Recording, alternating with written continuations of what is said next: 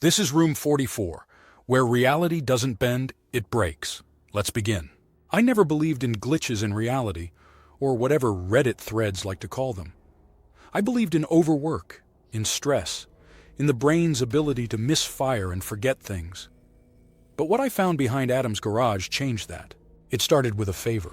Adam and his wife had just bought a rundown 2-story house in a sleepy suburb. Cheap, worn down. The kind of place with potential if you had the stomach for moldy drywall and invasive ivy.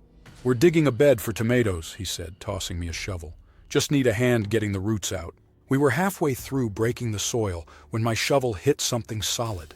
It wasn't a rock. The echo was too hollow. I knelt down, pulled back the wet earth, and uncovered a rotting wooden box about the size of a shoebox. "Dude," Adam said, raising an eyebrow. "Looks old." It was. The twine holding it together crumbled at my touch. The lid slid off with a low groan, and inside was a leather journal, warped with water and dirt. But the weirdest part? My full name was etched inside the cover. Lucas M. Delaney. Not a common name, not something you stumble across by coincidence. "Huh," I muttered, flipping through the pages. They were filled with my handwriting, or at least something eerily close to it. "You're screwing with me," Adam said. I wasn't. That night I couldn't stop reading. The journal was filled with snapshots of moments I remembered, but only vaguely, like someone describing my dreams back to me in brutal detail. It mentioned my childhood home, the chipped banister my mother painted every spring, my old dog Benny who died of kidney failure. It even described the exact words my dad said the day he left. "Sometimes staying hurts more than going." I never told anyone that. Each entry began with a date and ended with the same phrase. "If you're reading this, it's already happening again." At first I assumed it was some elaborate prank, but as I kept reading, the entries started to describe things that hadn't happened. Not yet. A job I would be offered the next day. A girl I hadn't met. A fight I hadn't had. Then they came true. 3 days after I found the journal, I woke up to find a hole in my wall. A literal gaping hole behind a bookshelf I'd never moved. Not wide enough to crawl through, but deep. Endless. Cold air poured from it like breath from a freezer. There was nothing on the other side. No rats, no wiring, just dark. The next journal entry described the hole in detail. "Do not stare at it for more than 7 seconds. You won't like what blinks back." I counted. When I got to 7, something moved. I slammed the shelf back against the wall. I couldn't explain why. It was instinct. Over the following week, more things unraveled. Photos on my phone began to change. People were missing from pictures. A coworker named Brent, someone I'd known for 5 years, acted like we'd never met. "You must be new," he said when I greeted him. I laughed, thinking he was joking. He wasn't. I started keeping my own journal to compare entries. The original always knew more. It predicted everything. Who would call, what they'd say, when I'd feel sick, when I'd forget my middle name.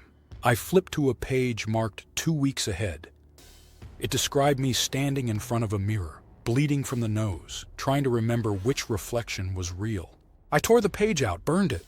The next day the page was back, rewritten in different handwriting. "You can't change it, you just make it angry." The mirror incident happened 3 days later. I was brushing my teeth when blood hit the sink. The mirror showed me wiping the wrong side of my face. I froze. In the mirror I was still moving. Just a fraction of a second behind, but definitely behind. I started taping black construction paper over all the mirrors in my apartment. I returned to Adam's house. "Where did you bury that box?" I asked. He frowned. "What box?" "The journal, the one we dug up." He stared at me blankly. "Lucas, we never found a box. You okay, man?" I walked behind the garage. The dirt was untouched. No sign of digging, no tomato bed, just grass. That night, I found a second journal, taped to the underside of my kitchen table. This one was newer. The ink still wet in places. The first page read, "Welcome back." I'm not sure how many versions of me are out there. Writing, watching, waiting for the next shift. I've stopped sleeping. I don't check my reflection. I've memorized the holes in my walls. I don't know which life is mine anymore. But the newest journal says, "You're getting close to the original. He won't like that." And the last page? It's blank, except for 5 words. "You wrote this last time." That same night, I went to throw the journal away. As I approached the building trash chute, I caught a glimpse across the street. A man was sitting in the window of the old townhouse opposite mine. He was writing in a journal, slowly, methodically. He looked up. We locked eyes. It was me. He didn't look surprised. He raised his pen and mouthed the words, "You're getting too close." Then he closed the curtain. This morning I walked into a coffee shop. The barista smiled and said, "Hey, usual today, Aaron?" I blinked. "My name isn't Aaron." She frowned. "You're joking. You were here yesterday. You had the flat white with oat milk and a blueberry scone, just like always." She pulled out a loyalty card. "Aaron Delaney. 10 punches, all signed by me, and now my reflection doesn't blink at all." If this story blurred your reality, like the video, subscribe to Room 44. The next one might already be about you.